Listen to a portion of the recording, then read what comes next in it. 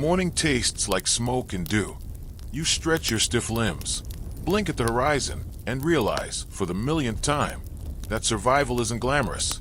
It's just exhausting. You pick up your stone blade, still slick from last night's hunt, and start the day the same way your ancestors will for eons, by trying not to die before dinner. You move quietly through tall grass, every step rehearsed by instinct. The world feels enormous, wild, and slightly unfair. There's no comfort, no Wi-Fi, and no concept of rest day. But you've got something new: tools. Sharp, heavy, primitive, and slightly dangerous in the wrong hands, which, let's be honest, is most of you. Your stone axe gleams faintly under morning light. You don't know it yet, but this little piece of technology will change the planet forever. Every chip of flint, every carved bone, every idea carved into form, it all adds up. You're shaping not just the world around you, but also your own brain. Making things makes you. Historians still argue whether intelligence drove technology, or if technology forced intelligence to evolve. It's a bit like debating whether the chicken invented the egg, or the egg out-engineered the chicken. Either way, here you are, napping flint and accidentally inventing progress. You're not alone either. Across continents, tribes of humans and cousins, Neanderthals, Denisovans, maybe others we haven't even named yet, are doing the same. You might meet them one day, share a fire, trade a tool, or just grunt in mutual confusion about whose territory this is.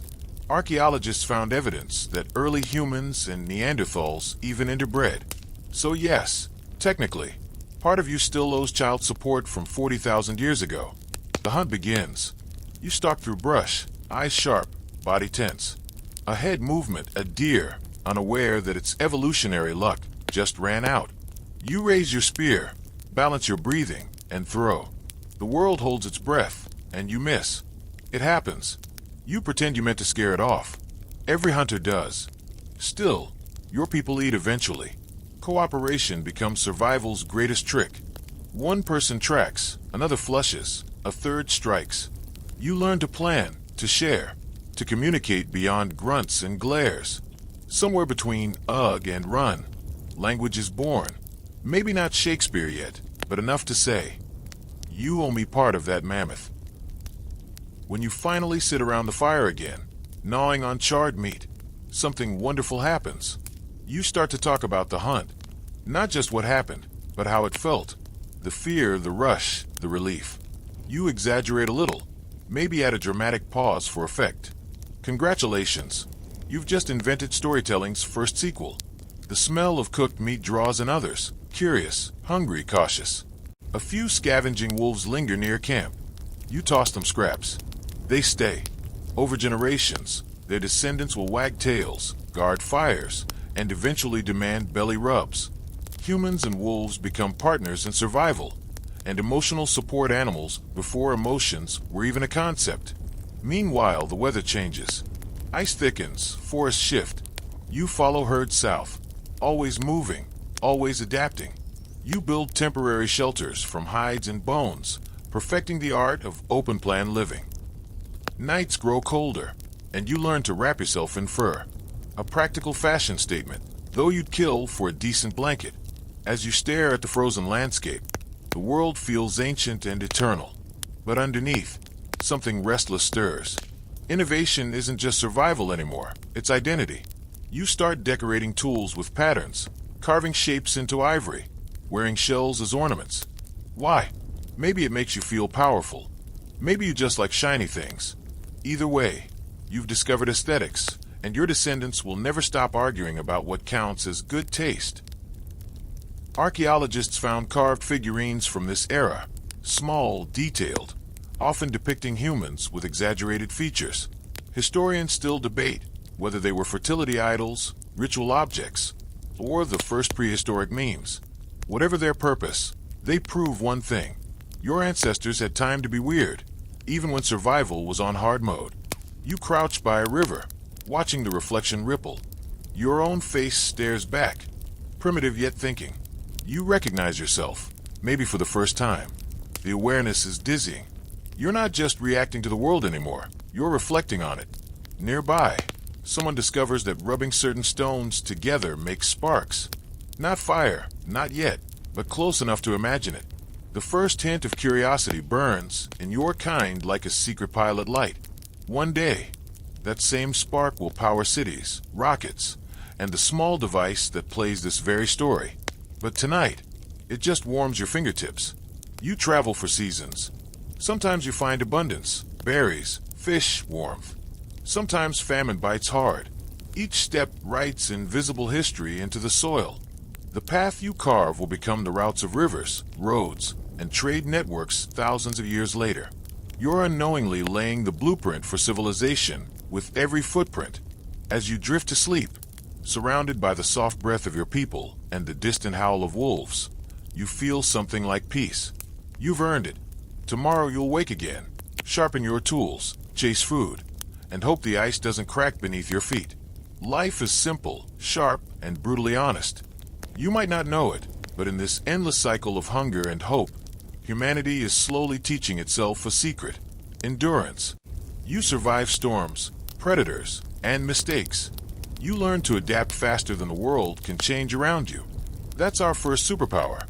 Not fire or tools, but persistence. The fire dies low, and you curl into the warmth of furs. Above, the stars still gleam, closer now, somehow friendlier. You close your eyes, already dreaming of what comes next.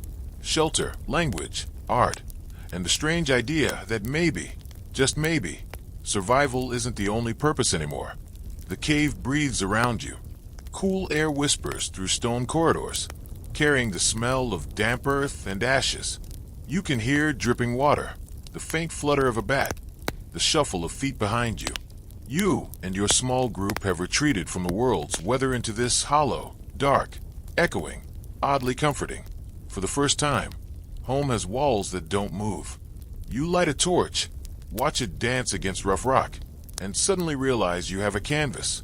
You dip your fingers into a mix of crushed ochre and animal fat, a crude brush made of chewed twigs and hair. You lean forward, and on the cool stone you draw. At first, it's simple, an outline of a hand, pressed against the wall, pigments blown around it like a halo. Then a bison, then a line of hunters chasing the bison. The more you draw, the more alive it feels, as if the stone itself remembers. Each stroke of color hums with breath. You're recording your world, your fears, your triumphs, your jokes about the one who missed the spear throw again. Historians still argue whether cave paintings were religious rituals, hunting guides, or early Instagram posts meant to impress dates. But one thing's certain, you weren't just surviving anymore, you were storytelling. The first artists were not chasing beauty, they were chasing permanence. You sit back, admire your work, and feel a small thrill. This is your voice echoing through time. Tens of thousands of years later, people will crawl into these same caves, holding flashlights instead of torches, whispering awe. You've just become immortal without even meaning to. Outside, rain falls steadily. You listen to its rhythm, the world's oldest lullaby. Your people huddle near the fire, telling stories, the hunt, the storm, the stars that seem to move when you blink. Someone mentions that fire might have a spirit. Someone else says the sky does too. You nod, pretending you understand, but secretly, you're just trying to remember how many deer you actually saw earlier. In these moments, imagination blooms. You start to connect everything. The sky, the hunt, the seasons. Maybe when the moon disappears, it's eaten by a monster. Maybe when your friend gets sick, invisible hands are angry. You invent gods to explain the gaps, myths to fill the silence. Somewhere far away, others are doing the same. In a cave in France and Spain, in Indonesia, hands, animals, symbols. The same strange impulse to mark existence. Maybe it's the human version of scent marking. Proof that we were here, that we mattered, that we had thumbs and feelings. You begin to decorate more than walls. Bones become necklaces. Feathers adorn hair. You even paint your own body for rituals or fun. It's hard to tell the difference. Self-expression enters the chat. A few thousand years later, fashion will still be the same conversation. Do I look good in this? Or do I look like I hunt mammoths for a living? The cave isn't just shelter anymore. It's a gathering place, a cradle of sound. When someone drums a hollow log or hums into the stone, the echoes bounce back like music. You sway with it, heartbeat syncing to rhythm. Congratulations, you've just invented the first concert, and the first noise complaint when someone tries to sleep. Outside, the world changes. Herds move across plains, glaciers retreat, rivers carve valleys. You follow, but something in you keeps pulling back to this place of walls and echoes. You realize you don't just want to live, you want to remember. By torchlight, someone begins a story about how the world began. Maybe it started as an egg. Maybe it was sung into being. Maybe a giant sneezed and made the mountains. The details shift, but the pattern remains. Every story needs a beginning. You've learned to ask why. And that question will never let humanity rest again. Later that night, you step outside. The rain has stopped, and the stars spill over the sky like dust from a cosmic fire. You feel small, but not lonely. You sense a connection, a thread that ties you to every hunter, every painter, every dreamer who'll come after. You don't know it yet, but you've invented memory, culture, and something dangerously addictive, meaning. Historians still debate whether language evolved from gesture, from rhythm, or from gossip around the fire. But the first time you shape words clearly, something clicks. You tell someone, "Big hunt tomorrow," and they understand. You laugh together, relieved. Finally, your thoughts have sound. With speech comes storytelling, and with storytelling comes power. The best talkers become leaders, healers, tricksters. The rest of you just hope your jokes land. There's comfort in these sounds, like humming to keep away the dark. The cave glows warm and red from the embers. Smoke curls toward the ceiling, marking time with slow spirals.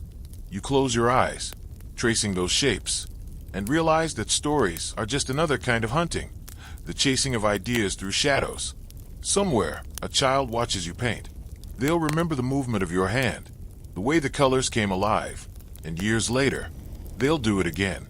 And again, and again, until your mark becomes tradition. Your gestures become language. Your story becomes history. When you finally sleep, your dreams are painted too. Bison that run through clouds, rivers that sing, ancestors that whisper from stone. The human mind has discovered imagination, and there's no going back. The line between dream and memory blurs, and from that blur, civilization will eventually rise. You might think you're just a caveman with bad hair and good reflexes, but right now, lying in the glow of fading embers, you're building humanity's first library, written not in ink, but in awe.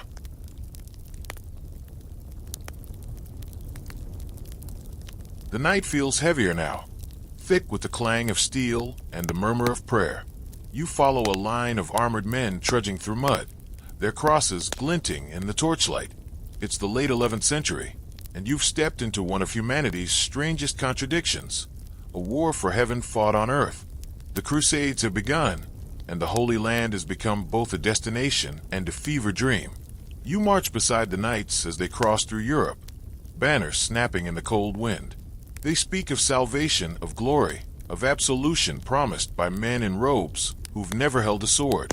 You watch them bless their blades, kiss the sky, and then trudge onward into hunger, sickness, and heat. The reality smells of sweat and horses, not holiness. When they finally reach Jerusalem, the city shimmers in the desert haze. Its walls gleam white under the sun. The fighting that follows is brutal, but you won't dwell on the gore, only on the madness of men convinced they can seize eternity with steel. God wills it, they shout, and perhaps they believe it. But beneath the battle cries, you can almost hear the quiet sigh of history, wondering when humanity will learn that no one really wins these things. After the dust settles, you wander through the city's narrow streets. The markets buzz with traders, Muslims, Christians, Jews, all bartering side by side. Despite everything, life insists on happening. Spices perfume the air. Scholars debate in shaded courtyards. Children chase goats through alleys. The human spirit, annoyingly resilient, refuses to bow to fanaticism. And something unexpected emerges from all this chaos. Exchange. Pilgrims bring home not just relics and scars, but new words, foods, and ideas. You watch a returning soldier show his family oranges, sugar, and silk, things they've never seen. From the east come compasses, numbers, and medicines that will reshape Europe. War, it turns out, is a terrible but efficient courier of knowledge. In Venice, you find another kind of battlefield, commerce. Ships from every coast crowd the harbor, their sails billowing like wings. Merchants argue over pepper, silk, and glass. You overhear a phrase: he who controls the trade, controls the world. You can't tell if it's prophecy or pride. Probably both. Farther north, cathedrals rise even higher now, as if humanity is trying to poke heaven awake. Chartres, Canterbury, Notre Dame, each one more magnificent than the last. You step inside one, the scent of incense wrapping around you like mist. Light pours through stained glass, turning the air into melted color. You whisper without meaning to. It feels wrong to speak loudly here. A young mason nearby points out his work. "We're building for God," he says proudly. You tilt your head. "Or for kings." He grins. "Same thing where I come from." You laugh softly, the sound swallowed by stone. Historians still argue whether the Crusades united Europe or fractured it forever. You suspect both. Borders hardened, faiths deepened, and somewhere in the mix, the first whispers of nationhood began. France, England, Spain, all finding their own voices. The world is beginning to remember its identity again, though the memories are blurry and half-burned. One evening, as you rest near a camp of weary crusaders, an old storyteller begins to speak. His voice trembles, but carries well through the night air. "They say," he begins, "that King Arthur still sleeps beneath the hills, that one day he'll wake when Britain needs him most." The others listen, entranced. You realize this age doesn't just live by faith. It dreams in legend. Robin Hood, Joan of Arc, Knights of the Round Table, they're not just stories. They're moral maps for a people fumbling toward the light. And beyond the myths, something practical is changing too. Farmers invent the heavy plow, mills grind grain faster, and towns begin to swell into cities. You watch a blacksmith hammer iron into nails and think, quietly, that this sound, the steady rhythm of creation, is what progress really feels like. Then, one evening in a dimly lit tavern, you meet a man covered in dust and ink. He's a traveler from the east, and he carries strange papers covered in characters that look like tiny art. He tells you they're from China, a place that already has printing, gunpowder, and paper money. You almost choke on your ale. Europe won't catch up for centuries. You ask him how he crossed so far. He smiles. "Silk Road," he says simply. "A path of trade, faith, and rumor stretching like a vein through the world." You sit by the window as the night deepens, thinking how small and connected the world has always been. From Alexandria's scholars to Baghdad's thinkers to Venice's merchants. It's all one long relay race of human curiosity. You can almost see the torches passing hands. When dawn comes, the bells ring again. You shoulder your pack and move on, following the sound of hammers and hymns. Somewhere ahead, in a quiet workshop, a man named Gutenberg will soon press ink onto parchment and change everything. But for now, you're still in the age of nights and prayers, watching the first outlines of a modern world being carved out of chaos. You smile faintly. The world may stumble, but it never truly falls. The sun rises on a softer world. The ice is retreating. The herds are wandering farther. And for the first time in thousands of years, you stop. The endless migration, the chase after food, warmth, and safety, slows to a thoughtful pause. The ground here is rich, the river gentle, the air sweet with possibility. You dig a little trench, drop a few seeds, and unknowingly rewrite the human story. It doesn't look like much, just dirt, water, and hope. But when green shoots push through the soil days later, it feels like magic. You've domesticated plants, or maybe, as some historians still argue, they've domesticated you. Either way, the age of wandering fades and the Neolithic nap begins. At first, you treat farming like a side hustle. Hunt a bit, gather a bit, plant a bit. But the land rewards patience, and patience grows addictive. Before long, you're waking with the sun, cursing weeds, and bragging about your barley yield to anyone within earshot. Congratulations, you've invented both agriculture and humble bragging. You settle by the river, Because water is life, and also a convenient excuse to avoid moving camp. You build huts from mud, straw, and ambition. Smoke curls from hearths, dogs nap in the shade, and somewhere nearby, someone is already complaining about the weather. Civilization's first small talk is born. Too much rain this year. Not enough sun. Did you see how tall Nara's wheat is? The rhythm of life changes. Instead of chasing prey, you tend fields. Instead of sleeping under open skies, you have walls, thin, crooked, but yours. You invent ownership. And where there's ownership, there's envy. The first property dispute probably happens about 5 minutes later. You learn to store grain, which means you can survive winter, feed a village, and attract thieves. Suddenly, you need guards, fences, and rules. Society begins not with a constitution, but with someone shouting, "Hey, that's my basket." Still, you thrive. Your community grows, babies survive, and people live long enough to be grumpy elders. You notice patterns in the seasons, stars that predict floods, moons that mark harvests. From observation comes mathematics. From curiosity comes calendars. Soon you're counting days, tallying crops, measuring life in cycles instead of chaos. One morning, you sit by your door, watching smoke rise from neighboring homes. The air smells of bread and clay. Bread. Actual bread.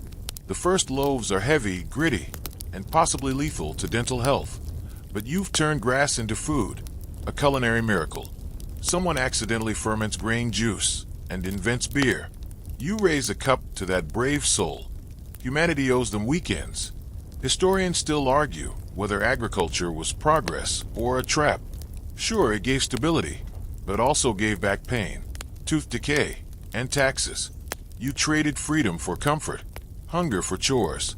Some part of you still misses the thrill of the hunt, the rush of the wild. But then you remember, the wild bit you first. You walk through fields of gold, hear bees hum in sunlight, feel the earth under your toes. There's peace here, fragile, fleeting, but real. The rhythms of farming seep into your bones. Morning, labor, meal, rest. Night, dream, repeat. The world becomes predictable, almost boring. And boredom, as it turns out, is fertile soil for invention. You start experimenting. Clay pots for storage, looms for weaving, wheels for moving heavy things, without pulling your back out.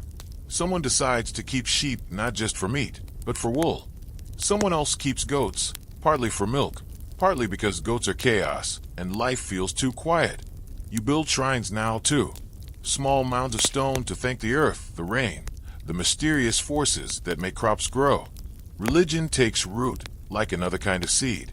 The gods you once feared in storms and shadows are now tied to harvests and hearths.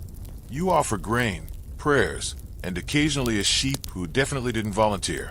At night, by the fire, elders tell stories of the old days, when people wandered and the world felt infinite. You listen, half curious, half asleep. Their tales sound wild and impossible, like dreams from a forgotten world. But deep down, you know those roots still live in you. The instinct to roam never truly dies. It just naps beneath the wheat. The community grows tighter, busier. More mouths to feed means more coordination, more planning, more meetings that could have been smoke signals. You invent roles: farmers, potters, healers, leaders. Leadership is a delicate business. One wrong decision and the village votes you out by throwing mud instead of ballots. Still, there's pride here. You've made something lasting. You've tamed the land, or at least learned to bargain with it.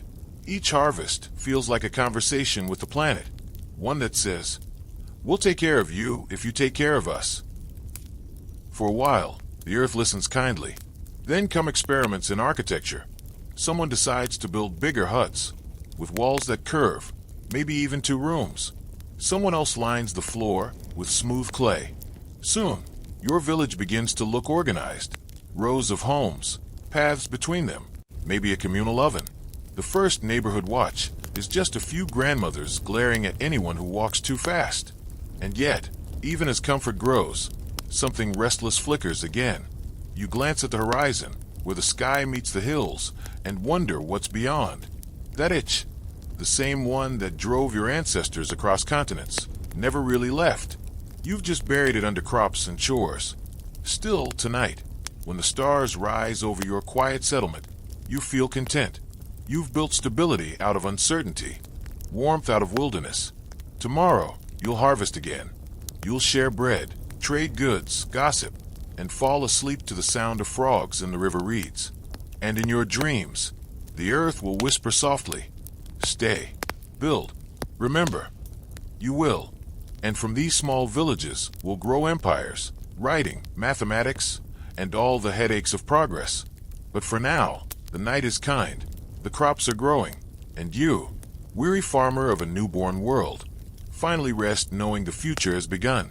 The dawn smells faintly of ink and iron. You follow the sound of steady tapping, metal against wood, rhythmically, purposefully.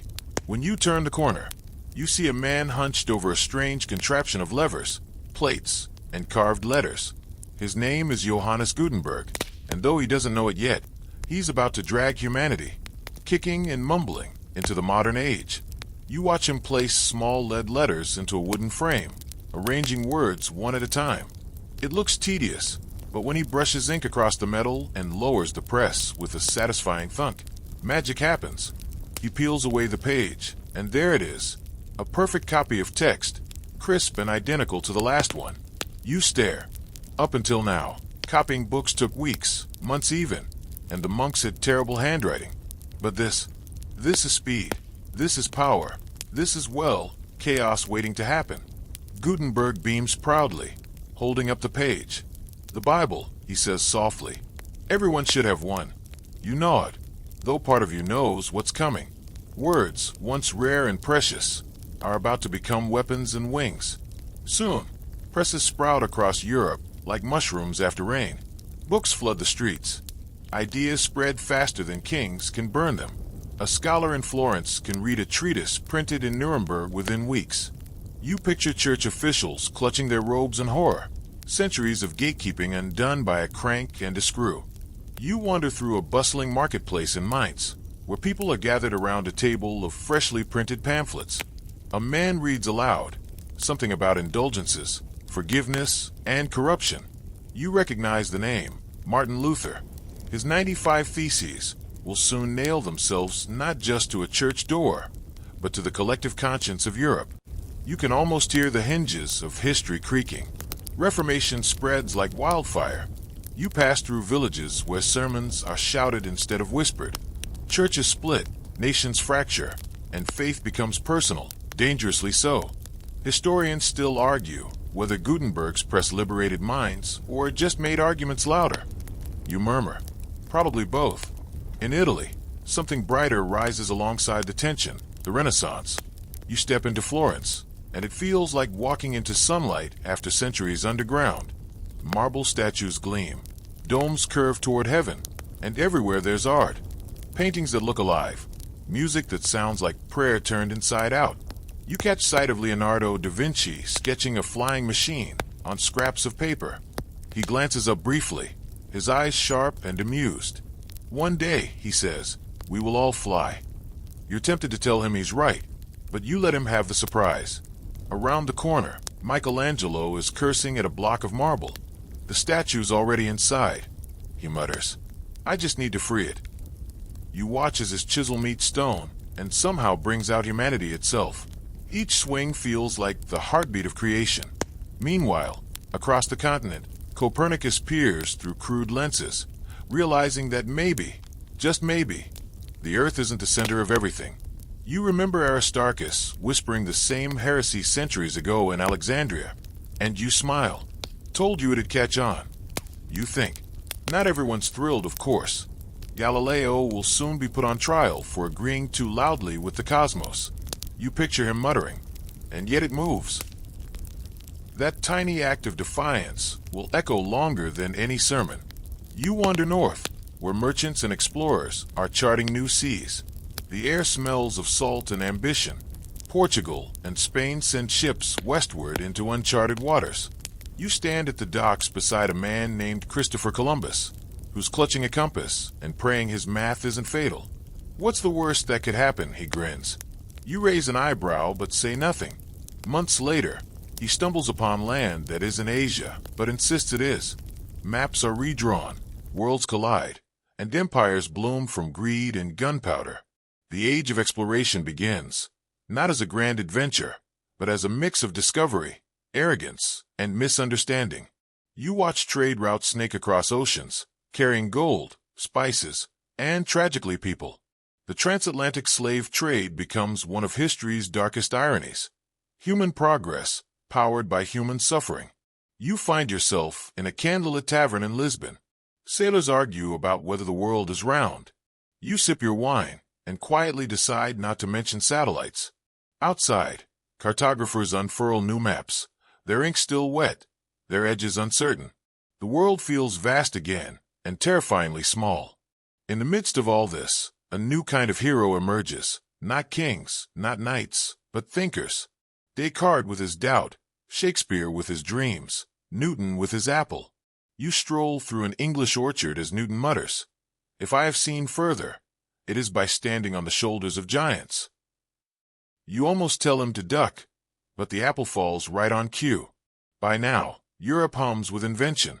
Printing presses churn, ideas multiply, telescopes stretch the stars closer, and the human mind grows restless. You realize that the quiet world of monks and candles is gone forever. The age of questions has begun, and it won't be silenced again. As you walk through a street in London, you see children selling pamphlets, musicians performing in alleys, and booksellers arguing philosophy with drunks. The smell of smoke and ink fills the air. You think about how far you've come, from the pyramids to the press, and how every age believed it was modern, right up until the next one arrived. You pause beneath a flickering lamplight, the wind carrying the scent of the Thames. The world feels alive, awake, and dangerously curious. You can sense something stirring, revolutions, discoveries, and maybe a bit of trouble. But for now, you just breathe in the smell of progress and smile, because the story's about to speed up. Morning mist curls above the rivers of Mesopotamia, the land between two rivers, as your descendants will someday call it. The Tigris and Euphrates flow like twin veins through a body of mud and sun. You stand barefoot in soft soil, hands caked with clay, staring at the impossible, a city. It's not much by future standards, mud brick houses stacked like uneven loaves, narrow streets crowded with donkeys and traders. But compared to the scattered villages before, it feels colossal. The hum of life fills the air, the splash of buckets, the clatter of pots, the chant of workers dredging canals. You've come a long way from the wandering fires of your ancestors. You build walls now, not just around your home, but around entire communities. Their protection from floods, raiders, and occasionally your neighbor's goats. The rivers bless and threaten you in equal measure, flooding unpredictably, leaving behind rich silt and constant anxiety. You pray to the river gods, promise offerings, and hope they have better customer service than last year. Historians still argue whether it was the floods that forced cooperation or cooperation that tamed the floods. Either way, irrigation becomes the heartbeat of the civilization. You dig canals, shape dikes, measure depth with reeds. Mathematics is born here, not from genius, but from accounting. How much water? How much grain? How many sheep mysteriously missing this week? At the city's center, a ziggurat rises, a step tower reaching toward the sky. It glows gold in the sun, like a mountain built by human hands to attract divine attention. You climb its stairs slowly, feeling both proud and tiny. Somewhere inside, priests hum prayers in the old language, keeping gods appeased with incense and gossip. You live in the shadow of these gods now, and Nana, Enki, you too, Nana. Each has a domain, a symbol, a personality as unpredictable as the weather. You bring offerings of barley and wine, whisper your fears, and occasionally slip in requests like, "Please don't flood my field again." As night falls, you gather with others near the temple steps. A scribe kneels beside a clay tablet, carving tiny wedge-shaped marks into its surface. It's mesmerizing, the first writing system, cuneiform, born from the need to record who owes whom what. Bureaucracy, humanity's least exciting superpower. Still, something extraordinary happens. With every line etched, Thoughts stop being fleeting sounds and become permanent symbols. You can now leave your voice in the world after you're gone. The clay tablet hardens. Memory becomes matter. The world will never forget again, though it will misinterpret your handwriting for millennia. Nearby, markets buzz. Merchants shout over the noise of bleating goats and jangling bronze. Spices from far lands mingle with the scent of bread and sweat. Trade routes stretch outward like spiderwebs, connecting you to distant people you'll never meet, but somehow depend on. You've built not just cities, but systems, of economy, of hierarchy, of hope and greed intertwined. A potter hums as her wheel spins, shaping clay into jars smooth as river stones. A blacksmith beats bronze from ore, the ring of his hammer marking time like a clock before clocks. Music drifts from a lyre, laughter from a courtyard, arguments from everywhere else. Civilization hums like a living thing, flawed, loud, beautiful. But not everything feels stable. The rich grow richer, priests grow fatter, and someone, somewhere, wonders why the gods only seem to answer the powerful. Inequality sneaks in quietly, like a cat through the granary door. You shrug, it's above your pay grade, but something inside you knows this won't end quietly. Still, you marvel at the progress. There are schools now, scribal ones, mostly for boys with steady hands and patient teachers. They copy symbols again and again until the meanings stick. Knowledge is power, one of them mutters. He's right, though he doesn't yet know how literal that will become. One evening, you wander to the riverbank. The sky burns orange, the water glitters, and distant herds move like shadows across the plain. You remember stories your grandparents told, of hunters, caves, endless plains. You smile. They wouldn't recognize this world of walls and laws and gods written in clay.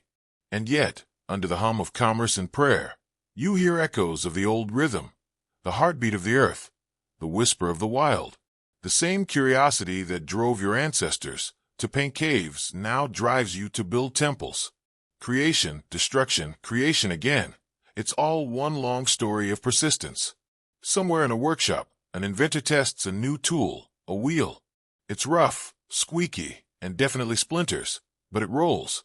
You don't realize it yet, but this wobbly circle will reshape every corner of human existence. At night, as torches flicker on mud brick walls, you listen to a lullaby sung in Sumerian, a melody about rivers, stars, and patience. You feel sleep tug at you, gentle and sure. The air is thick with dust and incense, and for once, you don't dream of survival, but of purpose. The city will grow, crumble, rise again under new names, Uruk, Babylon, Nineveh. Empires will bloom and break, but their roots are here, in this muddy stretch of land between rivers where you learned how to live together, write together, dream together. You pull your shawl tighter, gaze at the glowing ziggurat one last time, and close your eyes. Somewhere in the dark, a clay tablet cools, hardening your story for eternity. The world hums now, steam, song, and scribbled manifestos.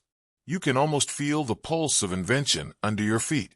The streets of London are alive with the scent of coal and opportunity. The air is thick, sooty, and electric, like the entire city is exhaling progress.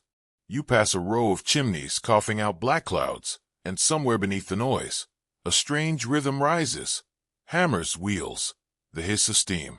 You've arrived at the Industrial Revolution, and humanity has just discovered what happens when curiosity meets machinery. You walk through a textile mill, your ears ringing with the clatter of looms. The air is hot, the light thin. Children dart between machines, their faces gray with dust. A man named James tinkers with valves and pistons nearby. He looks up and grins. "It's all about pressure," he says, tapping the side of a steam engine. "Control that, and you can move the world." You nod, though you can't help noticing the tired faces of workers outside. People literally feeding their lives into this miracle of motion. Historians still argue whether the Industrial Revolution liberated humanity or shackled it anew. The truth, as usual, lies somewhere in the smoke. Outside, London is transforming. Streets fill with carriages and soot. Bridges rise over rivers thick with barges. You hear a newspaper boy shouting headlines about machines that weave faster than any hand. The printing press, once Gutenberg's gift to scholars, is now spitting out broadsheets for the masses. News travels faster than truth can catch it. You duck into a small workshop, drawn by the smell of oil and iron. Inside, Isambard Kingdom Brunel is sketching a railway bridge on parchment. He looks impossibly confident for a man planning to lay steel across continents. Speed, he says simply, is freedom. You glance at the blackened workers outside and wonder, freedom for whom? Still, there's no denying the magic. The railroad becomes the spine of civilization, stretching through countryside and city alike. You board one of the first steam trains, the whistle shrieking like a triumphant bird. As the engine lurches forward, fields blur past, villages vanish, and time itself seems to shrink. You've seen pyramids rise slower than this train moves. And yet, amid the smoke and progress, art and philosophy evolve in step. In dim-lit cafes, poets like William Blake and Mary Shelley whisper that maybe humanity isn't ready for all this power. Shelley writes about a scientist who builds life from lightning and then regrets it. You can't help but think, foreshadowing much? Across the Atlantic, another storm brews. You find yourself in America, a young, loud nation made of contradictions, freedom and slavery, invention and inequality. The founding fathers speak of liberty, while enslaved men build their monuments. It's a messy miracle, this Republic of Dreams. You walk past Benjamin Franklin's printing shop, and he looks up from his desk, spectacles glinting. Energy and persistence conquer all things, he says. You smile politely, thinking he'd probably get along with what? Back in Europe, revolutions ignite like sparks in dry grass. France topples its monarchy again. The guillotine hums, a machine of grim efficiency. You wince but stay. The crowd is electric with conviction, convinced they're remaking the world. Liberty, equality, fraternity. They chant, unaware how quickly ideals become slogans. And yet, something real does change. Across continents, people begin to believe they have a voice. Democracy, once a fragile idea from Athens, now marches alongside industry. The press amplifies it, the railways carry it, and the factories, grinding though they are, fund it. You can almost feel the human spirit learning to demand more. You find yourself wandering through a Victorian fair, where everything glitters with newness. Steam-powered carousels, telegraphs clicking messages across continents, and somewhere in the corner, a man with wires and bulbs claiming to trap lightning in glass. His name's Thomas Edison, and when he flips a switch, the room glows golden. People gasp. You just blink. You've seen light before, but not like this. Tamed, controlled, obedient. Soon, night is no longer dark. Streets blaze with lamplight, cities stay awake, and humanity forgets how to rest. Factories run day and night, powered by coal and caffeine. Somewhere, Karl Marx scribbles angrily in a notebook about class struggle, while in another room, inventors draft blueprints for typewriters, telegraphs, and submarines. The pace is relentless, thrilling, and exhausting. By the mid-19th century, cables stretch under oceans, connecting continents with messages that travel faster than horses ever could. You send a telegraph just to try it. 3 words. Still not sleeping. The clerk smirks. You and me both. As you stroll through the foggy streets of London, you notice something strange. The world feels smaller but lonelier. Machines hum, but people whisper. A man in a bowler hat reads the Times and mutters, "Progress is a jealous god."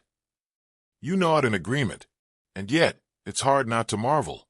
Humanity has mastered motion, light, and steel. The ancient dream of power is finally real, but no one seems quite sure what to do with it. You look at the trains, the chimneys, the endless bustle, and think, this is the sound of civilization sprinting without knowing where it's going. Still, amid the noise, something beautiful hums beneath the surface, a new hunger for knowledge, equality, and invention. The world is ready for electricity, telephones, and flight. You take a deep breath, the air thick with smoke and promise. The future is coming faster than anyone can imagine. The sound of the river fades, and in its place comes the cry of gulls and the whisper of the sea. The air smells of salt and smoke. You open your eyes to a new world, stone cliffs, rolling waves, and ships that slice through the water like arrows. You've left the muddy banks of Mesopotamia behind and arrived on the shores of the Aegean, where the next chapter of civilization is being carved in marble and myth. The people here call themselves Hellenes, though their legends stretch further than any map can show. Their ancestors spoke of gods who walked among mortals, heroes who wrestled monsters, and thinkers who could trap lightning inside words. You don't know it yet, but this is where humanity learns to ask questions not just of the gods, but of itself. The sea is everything. Fishermen, traders, and explorers, everyone lives by its moods. Tiny islands shimmer in the distance, like stepping stones scattered by the hand of Poseidon himself. You watch sailors load amphorae with olive oil, wine, and stories. Each journey another thread in the web of the ancient world. In the distance rises a new kind of city, not built around temples or kings, but around ideas. Athens. The streets hum with debate, arguments sharper than swords. Men in togas stand beneath olive trees, discussing justice, beauty, truth. They gesture wildly, laugh, disagree, and write nothing down, believing the mind sharper than any tablet. You wander through the agora, the public square, and hear names that will echo forever. Socrates, barefoot and stubborn, asking impossible questions to ordinary people. Plato, his student, recording the conversations and dreaming of perfect forms. Aristotle, Plato's student, dissecting nature with the precision of a surgeon. 3 generations of thought, 1 continuous conversation. Nearby, artists chip marble into lifelike statues. Muscles ripple, eyes glint, hair curls with impossible grace. You reach out to touch one, stone, yet somehow alive. The Greeks believe beauty is divine, a mirror of harmony between body and soul. You begin to understand. They don't just build cities, they build ideals. At night, torches flicker in amphitheaters carved into the hillsides. Thousands gather to watch tragedies unfold beneath the stars. Actors in masks cry out to gods and ghosts, their voices carrying over the crowd. You sit among them, heart pounding, realizing these stories are not just myths, they're mirrors. Every hero's fall, every god's wrath, every whispered prophecy is a reflection of human fear and desire. But the Greeks are not all poetry and philosophy. Their history is written in blood and ambition. You watch Sparta rise, disciplined, harsh, forged in war. Boys trained from childhood, men who fear weakness more than death. Athens and Sparta, 2 halves of a single heart, one dreaming, one fighting. When they clash, the earth trembles. The Peloponnesian War devours a generation. Victory feels hollow, wisdom turns to cynicism. After the wars, the old order cracks. Across the north, a new voice calls, a prince with bright eyes and boundless ambition, Alexander of Macedon. You follow him as he rides east, sword flashing, torching through history like a comet. From Greece to Egypt, from Persia to the edge of India, he spreads not just empire, but culture. Greek language, art, and philosophy take root in foreign soil. The world becomes a mosaic of exchange, a Hellenistic dream. And yet, as always, time demands its due. Alexander dies young, his empire fracturing like a dropped amphora. His generals carve it into pieces, each trying to claim his legacy. Still, the ripples remain, the language, the science, the spirit of inquiry. You can feel the shift. Humanity has turned a corner. One evening, you sit on a cliff overlooking the sea. The wind carries the scent of olives and the murmur of distant waves. You think of the cave fires, the ziggurats, the city walls, and now, these marble columns gleaming in moonlight. Each age has built upon the last, each dream passed like a torch. Below you, a philosopher writes in wax, "The unexamined life is not worth living." You close your eyes and let the words sink into your bones. They'll echo through centuries, across empires yet unborn. Tomorrow, the world will shift again. To the west, a city rises on 7 hills, its eagles poised to soar. You can almost hear the tramp of sandals, the clang of bronze. Rome is waking. But for now, you rest among the olive trees, beneath constellations the Greeks named and still guard. The stars burn quietly above, ancient and patient, waiting for the next empire to dream beneath them. You wake to the faint buzz of electricity and the scent of ozone. The world has changed again, almost overnight. The year is edging toward the 20th century, and you can feel the air itself vibrating with possibility. Humanity has wires in the walls, light in glass bulbs, and an ego to match. This is the age of invention, when geniuses duel not with swords, but with patents and sparks. You find yourself standing in a dim New York workshop, filled with tangled coils, flickering lights, and the faint hum of danger. At the center stands Nikola Tesla, coat flaring, eyes distant. "We will send power through the air," he says quietly, like a magician explaining a trick no one will believe. He flips a switch. The room fills with blue light, pure, silent electricity dancing through space. You flinch, but Tesla only smiles, murmuring, "Do not be afraid of the future." Across town, another man, Thomas Edison, leans over a glowing bulb and scowls. "AC current will kill a man," he grumbles. You resist the urge to mention that so will candles if you hold them long enough. The two men are locked in what newspapers call the War of Currents, a feud that will decide how the world hums for the next century. Historians still argue who truly won, Edison's business sense or Tesla's brilliance, but the truth is simpler. Humanity won. The world lights up, literally. Cities now shine like constellations turned upside down. From London to New York to Tokyo, lamps bloom across skylines, banishing the night. Factories roar louder than ever, powered by electricity and ambition. People move faster, work longer, sleep less. You wander down Broadway, its new electric signs blinking like nervous stars, and realize the future has learned to advertise itself. Then come the machines that talk across the air. A man named Guglielmo Marconi fiddles with antennas and static, sending the first wireless signal across the Atlantic. When he hears the faint clicks of Morse code return, he weeps. You think back to the monks of Section 12, painstakingly copying words by candlelight, and whisper, "We've come a long way, haven't we?" And just as humanity learns to speak across oceans, it learns to fly above them. You're standing in a windy field in Kitty Hawk, North Carolina, watching two brothers tinker with wood, cloth, and courage. The Wright brothers look like they've built a bicycle with wings. You half expect disaster, but then the plane wobbles, rises, and stays. Just for 12 seconds, but it's enough. The wind catches your face, and you laugh out loud. Humans have finally defied gravity. You probably won't survive this, you whisper to the past. You blink, and the decades accelerate. Automobiles roar down muddy streets, their engines coughing like impatient dragons. In Detroit, a man named Henry Ford figures out how to build them faster than anyone thought possible. The assembly line changes everything: work, time, even the meaning of wealth. The hum of machines becomes the heartbeat of progress. But progress never travels alone. Where there's invention, there's exhaustion. Where there's light, there's shadow. The same factories that build dreams also belch smoke into the sky.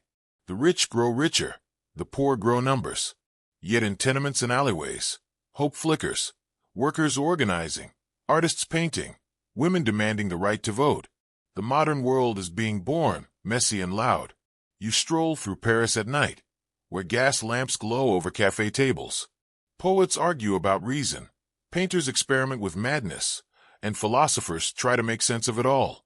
Someone mentions Freud, another mentions Einstein, and you realize the next revolution won't happen in factories, it'll happen in minds.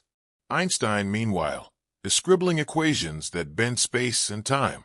You find him at his desk in Bern, hair wild, eyes bright with mischief. "Time," he says without looking up, "is relative." You smirk. Try saying that to someone waiting in traffic. He doesn't laugh, but you do.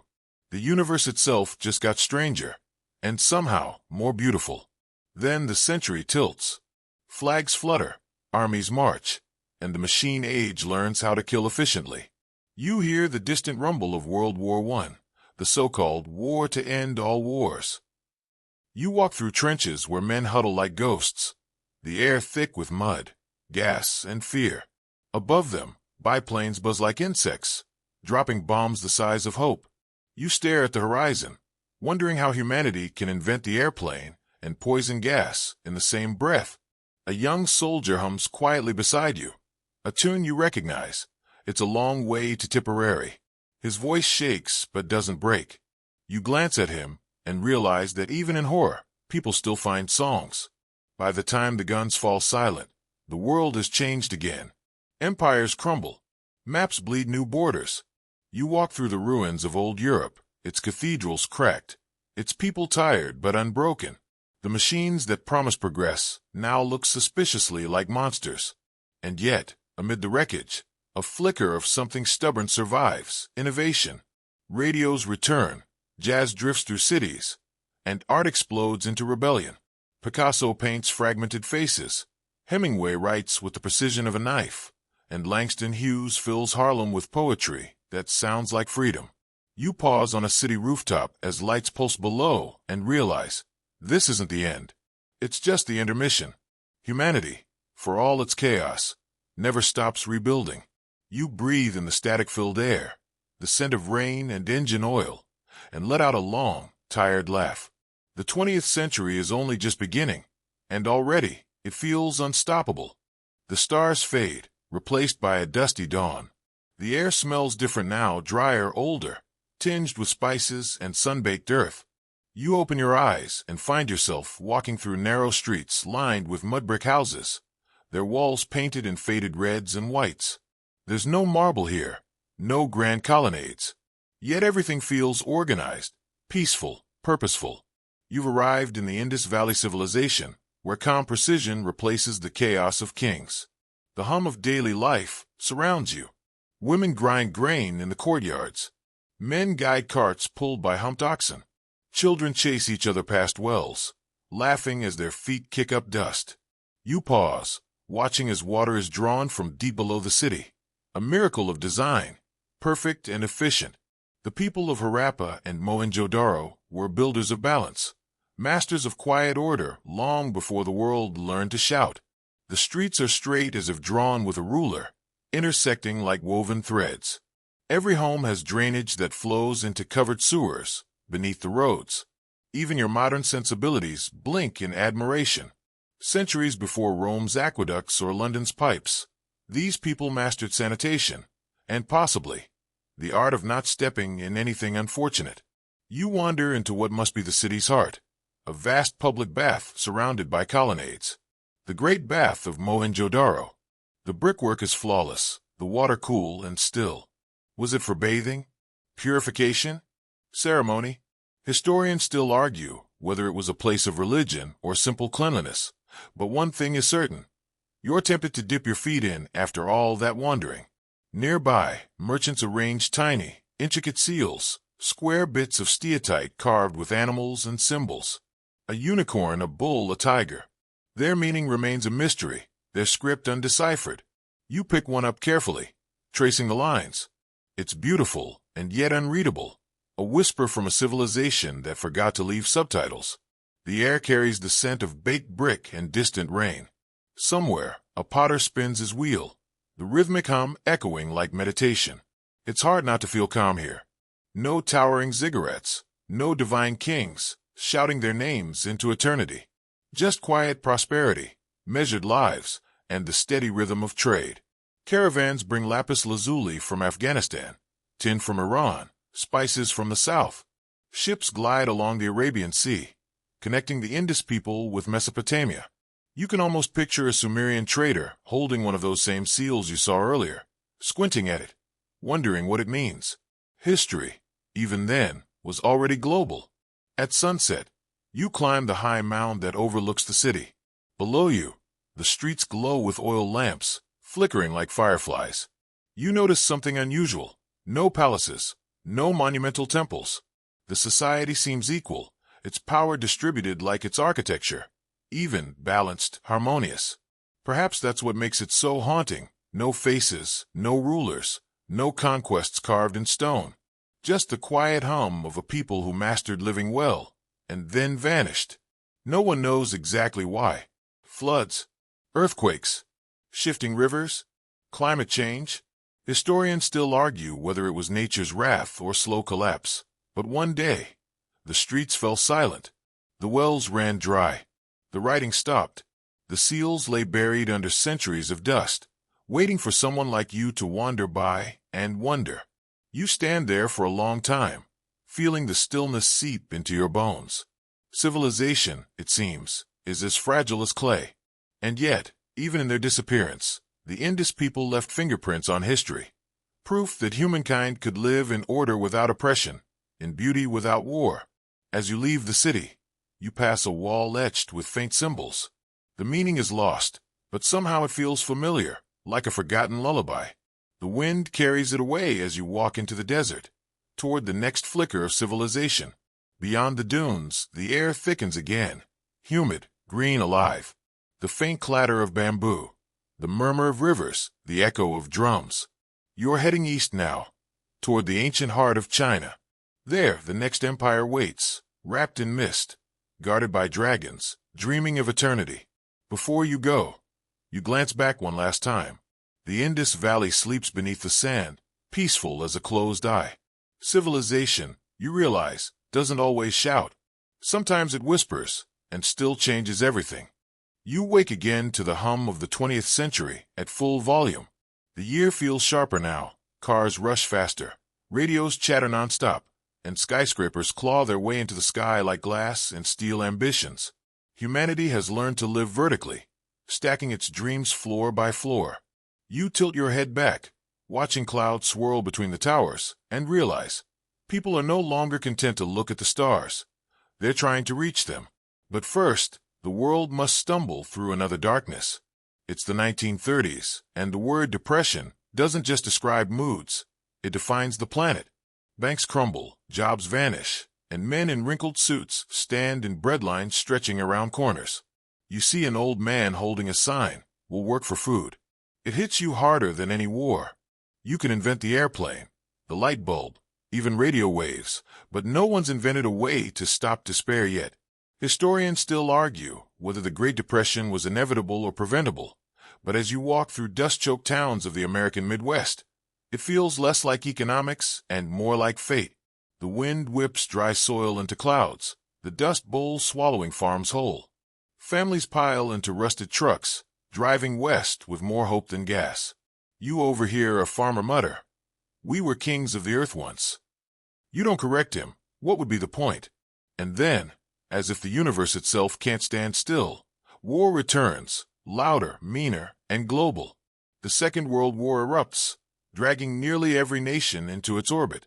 You're standing in London as the sirens wail, and you follow the crowd underground into the tube shelters, where people huddle shoulder to shoulder. Somewhere above, bombs fall like steel rain, but a woman nearby hums softly, brushing dust from her child's hair. You whisper to yourself, even under siege, humans find lullabies. You shift scenes again, Berlin, 1945. Smoke thickens the air. The Allies advance through rubble, soldiers moving like shadows through the skeletons of cities. Somewhere deep below, the war's architect hides in a bunker, his empire collapsing around him. You'd think the world would learn, but power is the most addictive invention of all. And then the sky changes forever. August 1945. You stand far from Hiroshima, yet even for miles away the light blinds you. A sun that no god approved. The first atomic bomb. The air itself screams. You turn away, but the image burns into your mind. Humanity, for the first time, has created something it can't unmake. Historians still debate whether it ended the war or ended innocence, but you can feel the silence that follows. A silence so deep it feels like the planet holding its breath. When the smoke clears, the world divides into two halves, East and West, communism and capitalism, red and blue. You find yourself somewhere between them, standing in the chill of Berlin, where a wall slices the city like a scar. One side glitters with neon, the other fades in gray. You press your hand to the cold concrete and whisper. Even progress needs fences, apparently. Meanwhile, humanity keeps pushing buttons and breaking limits. Television invades living rooms, and suddenly the whole planet watches the same stories. In America, sitcoms laugh away post-war anxiety. In Britain, a woman becomes Queen Elizabeth II, her coronation broadcast in glorious black and white. Across Asia and Africa, old empires crumble, and new nations rise, waving flags still wet with paint. But nothing captures the imagination like space. It starts small, a shiny object crossing the sky in 1957. Sputnik 1, the first artificial satellite. Just a beeping metal ball, but the sound it makes terrifies superpowers. You stand under the night sky and hear that faint beep-beep, like the heartbeat of a new era. You grin. Humanity has officially left home. The space race begins. Astronauts become heroes, cosmonauts become legends, and rockets roar louder than gods. You ride with Yuri Gagarin, the first human to orbit Earth, his laughter echoing in the radio static. I see the Earth. It is so beautiful. You can almost feel the weightlessness, the infinite quiet. Then, in 1969, you're standing in front of a fuzzy television screen, surrounded by millions of sleepy-eyed dreamers, as Neil Armstrong steps onto the moon. One small step for man. You mouth the words with him, goosebumps rising. Historians still argue whether the moon landing was humanity's peak or just another chapter. But as you stare at that pale sphere, it feels final, like we've conquered mystery itself. Yet even as rockets soar, the ground shakes. The civil rights movement in America demands justice that technology can't deliver. You march alongside crowds chanting, "We shall overcome," feeling the rhythm of courage in your chest. Martin Luther King Jr. stands at a podium, his voice rolling like thunder. "I have a dream." You realize the greatest revolutions aren't built in factories. They're spoken into microphones. The 1960s blur into color and chaos. Music erupts, rock, soul, protest songs, and youth everywhere demand a different kind of world. The Vietnam War rages on, television showing every explosion in real time. You sit in a crowded living room as a news anchor drones on, the screen glowing like a slow heartbreak. For the first time, the entire planet shares one anxiety. As the century turns again, computers begin to hum in back rooms. Machines that once filled warehouses now sit on desks, blinking politely. A handful of dreamers, Jobs, Gates, Wozniak, tinker with motherboards like medieval alchemists searching for gold. You glance over their shoulders and think, you have no idea what you're starting. The Cold War drags on, cold only in name. Nuclear tension hums beneath every political handshake. A single wrong move could end everything. And yet, people keep having babies, throwing parties, building homes. Life insists on continuing, stubborn as ever. And then, in 1989, the wall you once touched begins to crumble. The Berlin Wall falls. People climb it, dance on it, break it piece by piece. A man hands you a chunk of concrete, gray and rough, saying, "Keep this. Freedom's heavy." You smile, holding the past in your palm. The world cheers, the Cold War fades, and the night sky glows brighter again. You can almost feel the century exhale, a long, relieved sigh. But somewhere, quiet and unnoticed, a new kind of revolution hums inside circuits and screens. The digital one. You look at the blinking cursor of a computer monitor and think, the story isn't slowing down. It's speeding up. You blink against sunlight spilling over the Aegean Sea. White, hot, and shimmering. The air smells of olives, sea salt, and ambition. Waves crash against rocky shores where marble temples rise like frozen music.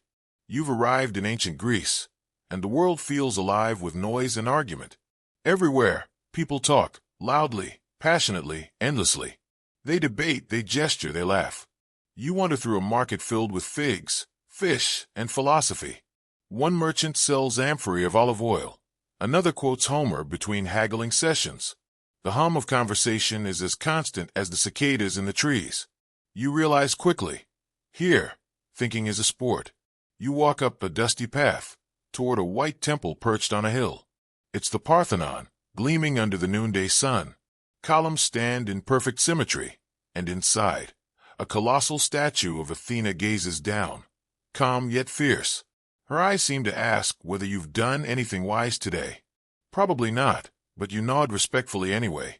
In the city below, life thrives on contradictions. Democracy is being invented in the same breath as slavery. Art celebrates the body, yet women can't vote. Freedom of thought sits beside superstition. Historians still argue whether Athens was truly a democracy or a well-decorated experiment in selective freedom. But for now, you're too caught up in the energy of it all, the feeling that humanity is waking up again, stretching its mind.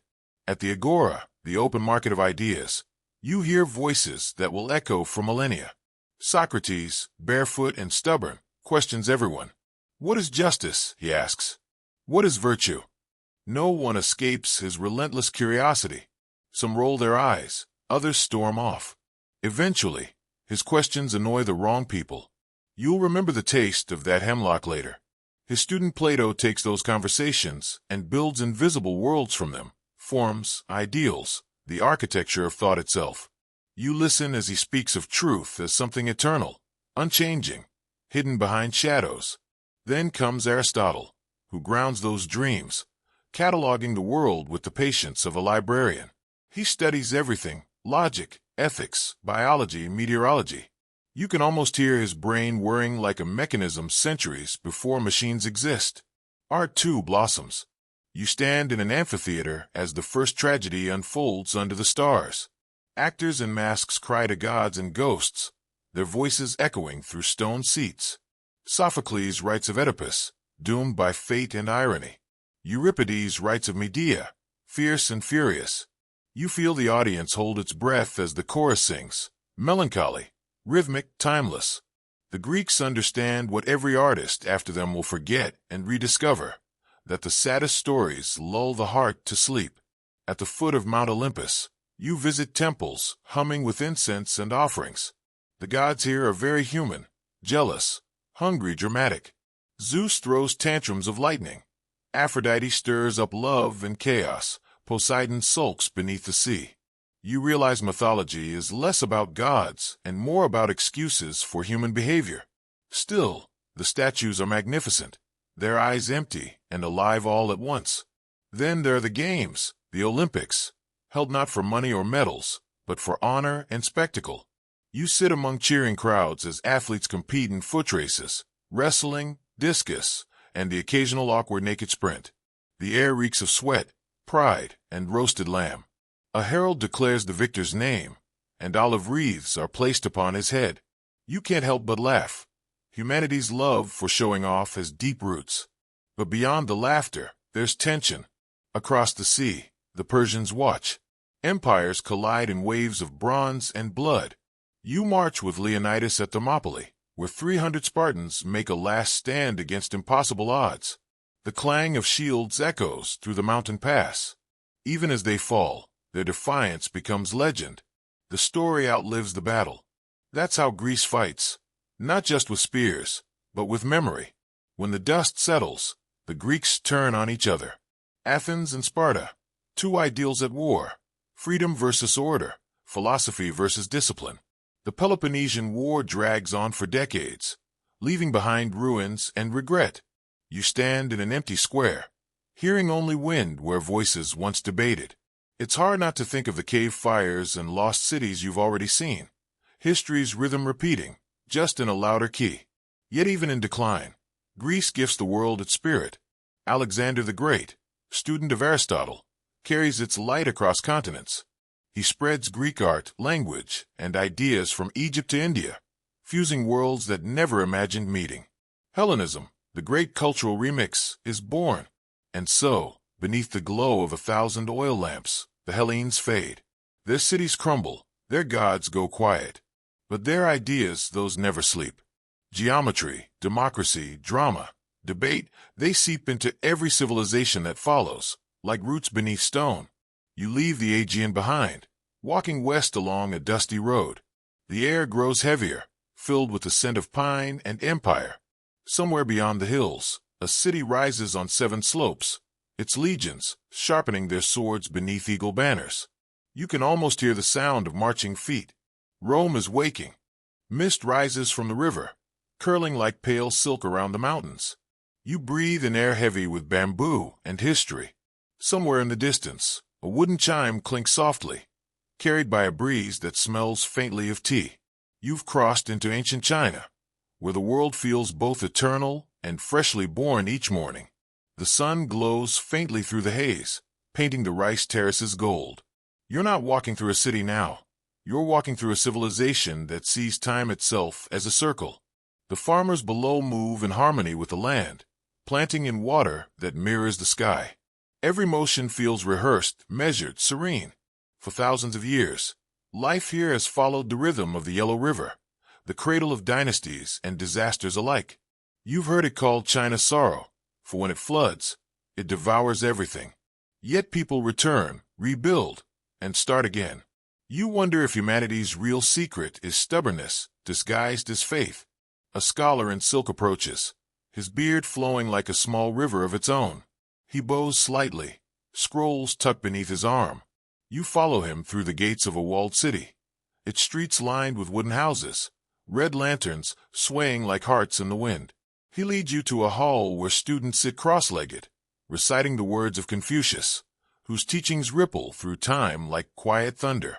Order, the scholar says softly, is the root of peace. You nod, though you're not sure whether he means the empire or your thoughts.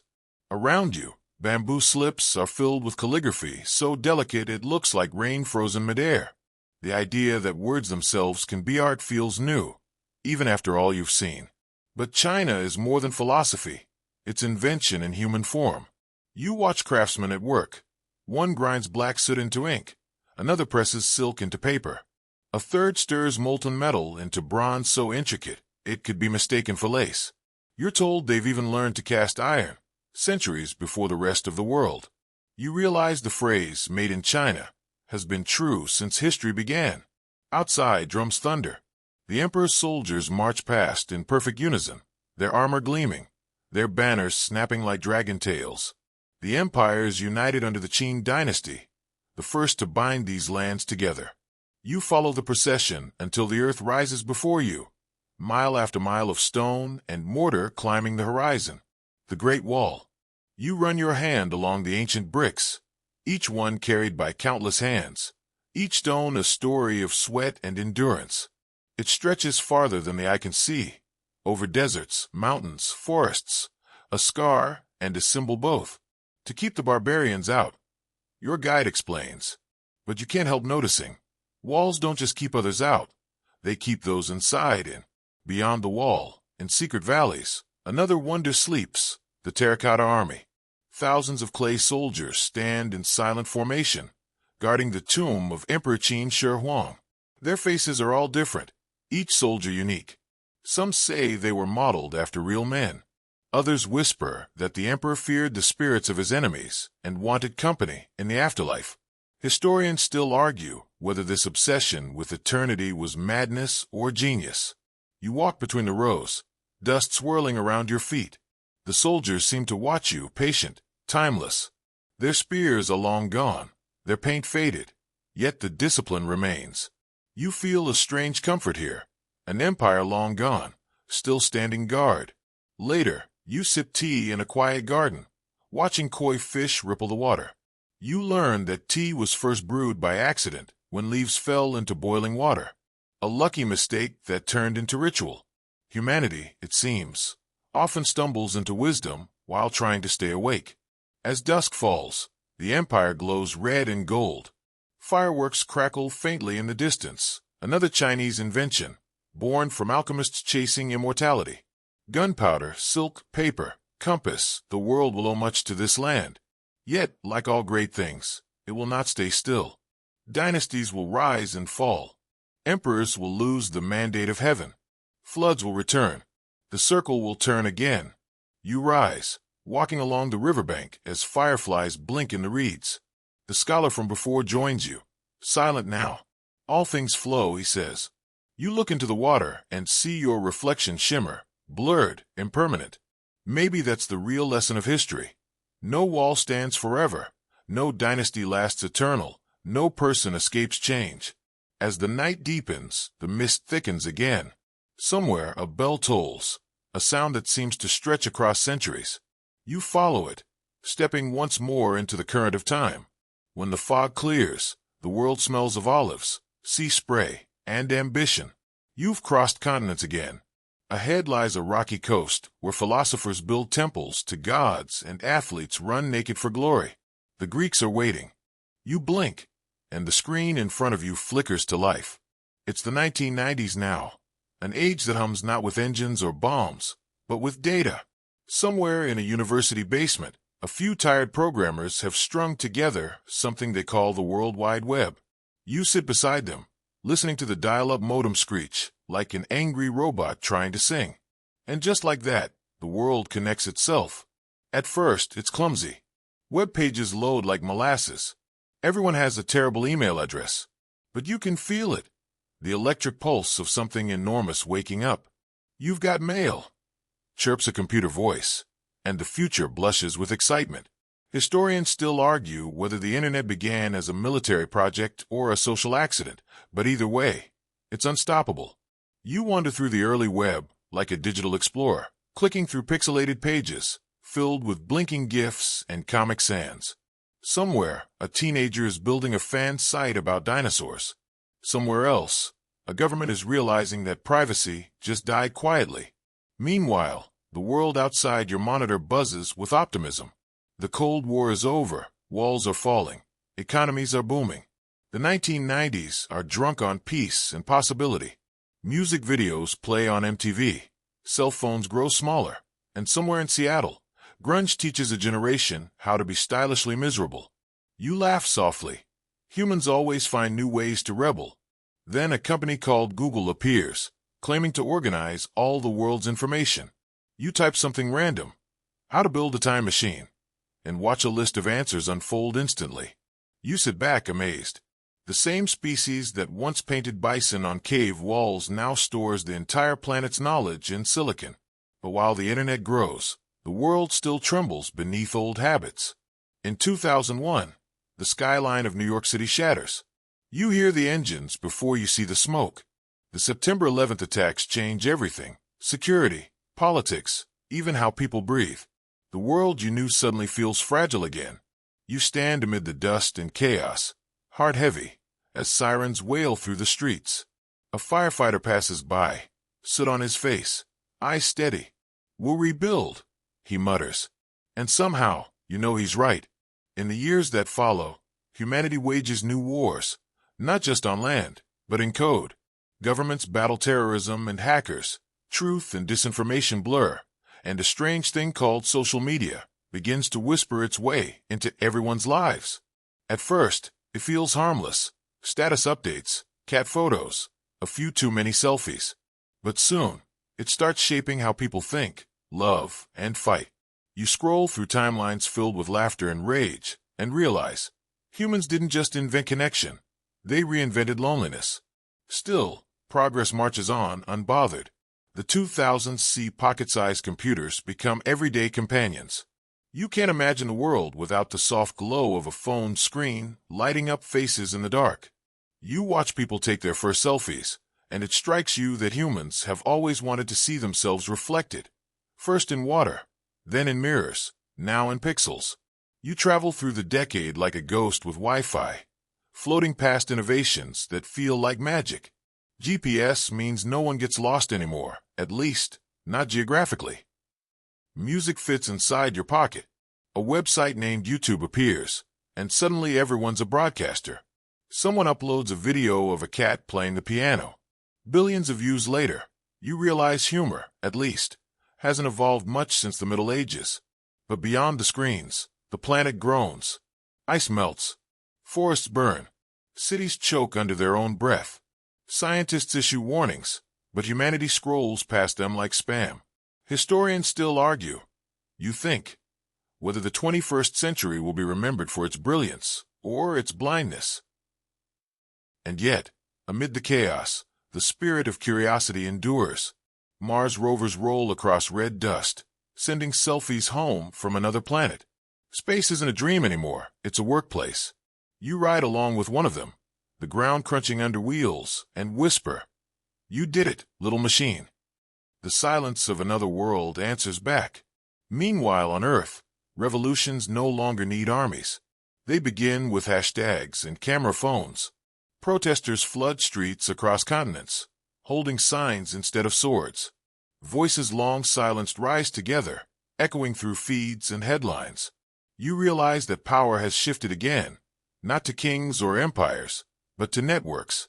Then, in 2020, the world stops moving. You stand in a city square where even the pigeons seem confused. Streets empty. Airplanes vanish from the sky. The pandemic arrives like an invisible empire, ruling every country at once. People hide in their homes, staring out windows, learning the strange intimacy of distance. You see neighbors waving from balconies, nurses in masks, and families rediscovering what silence sounds like. It's strange, but beautiful too. The same world that once tore itself apart now unites in shared isolation. Humanity adapts again. Zoom calls, virtual concerts, sourdough bread. You chuckle softly. Leave it to humans to make global catastrophe look like a hobby. When the lockdowns fade, the world emerges blinking, dazed but alive. There's loss, yes, but also resilience. Scientists have done in months what once took decades. Vaccines born from code, not chemistry. For the first time in centuries, the enemy wasn't another nation, but nature itself, and humanity learned to fight together. You walk through the post-pandemic world, where every cough feels suspicious, and every hug feels sacred. The air tastes cleaner, somehow. The streets are quieter. You can sense the collective exhale of billions of people remembering how to hope. And yet, the future doesn't pause.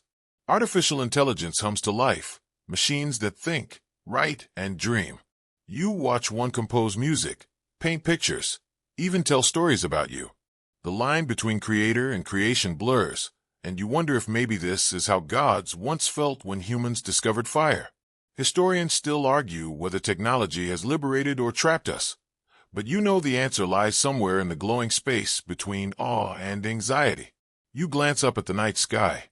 The stars still shine, just as they did for Sumerians, Egyptians, Romans, Mongols, and astronauts.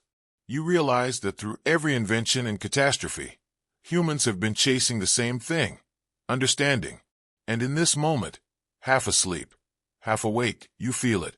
The hum of all of history vibrating softly in your bones. The rhythm reaches you first, booted feet striking in perfect time, echoing off stone. Then the sound of hammers on bronze, banners snapping in the wind, orders shouted in Latin that you somehow understand without translation. You've entered the world of Rome, the empire that doesn't just conquer land. It conquers the very idea of civilization. The sun beats down on a city built from ambition and marble. You stand before the forum, where senators in white togas debate loudly under statues of gods who have stopped listening. Around them, slaves hurry with scrolls, merchants hawk wares, and somewhere, a stray dog gnaws on what may or may not be history's leftovers.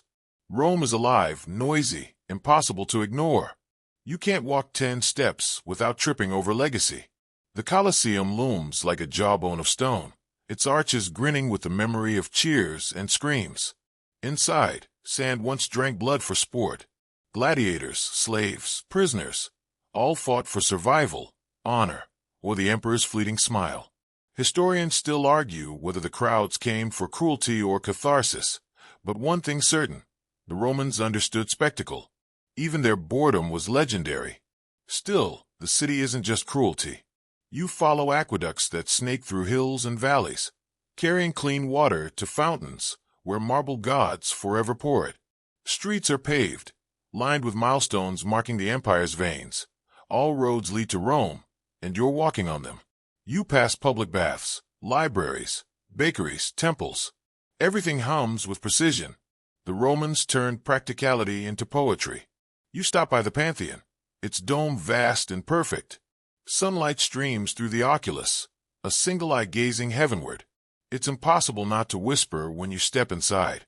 The Romans built this with bare hands, mathematics, and divine arrogance. You tilt your head and think, maybe that's what keeps it standing, ego as architecture. In the streets, languages mingle, Greek, Latin, Egyptian, Celtic.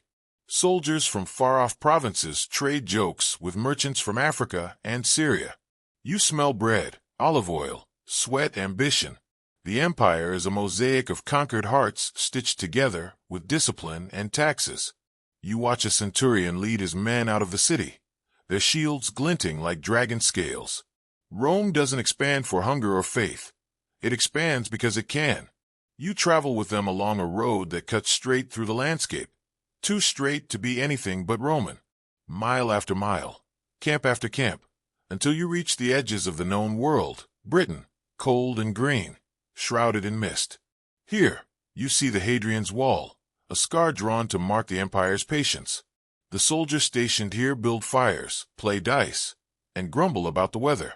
Even the greatest empire in history needs a break sometimes. You turn south again, to warmer lands, to the Mediterranean that glitters like molten bronze. There, ships sail heavy with grain from Egypt, wine from Gaul, and gold from somewhere no one's supposed to know about. The empire breathes through its trade routes. Each port hums with stories, soldiers falling in love, traders getting swindled, poets scribbling half-drunk. Rome is less a place and more an idea, order through chaos, peace through power. But every empire carries its own undoing. You see it first in the faces of the senators, tired, decadent, afraid. Then in the citizens, growing restless beneath the weight of taxes and empty promises. And finally, in the emperors themselves, gods in name, children in practice. Caligula names his horse a consul. Nero fiddles while flames devour the city. Historians still argue whether Rome fell from corruption, invasion, or exhaustion. You suspect it simply ran out of dreams. You walk through the ruins one last time. Grass grows between the stones, the columns cracked but stubbornly upright. The forum is quiet now, the statues chipped and blind. But you feel it, the heartbeat of something that refuses to die. Rome never really falls, it just changes clothes. Its laws, its language, its architecture, they slip into the DNA of everything that comes after. As you leave, the wind carries the faint echo of a legion's march, fading but never gone. You realize that somewhere, someone is still building roads, still raising arches, still dreaming in the shadow of an empire that once called itself eternal. The sun dips low, the air cooling. You follow the fading light westward, across sea and sand, until you reach a place where scrolls burn and ideas scatter like ashes. A new kind of darkness waits there, not empty, but crowded with faith and fire. The library of Alexandria is calling, and with it, the fragile memory of everything Rome forgot to preserve. You sit beneath a canopy of digital constellations, screens flickering all around you like restless stars. The year is somewhere between now and soon, a blur of progress that feels both thrilling and exhausting. Humanity has built machines that mimic thought, vehicles that drive themselves, and telescopes that peer billions of years into the past. The line between science fiction and daily life is gone.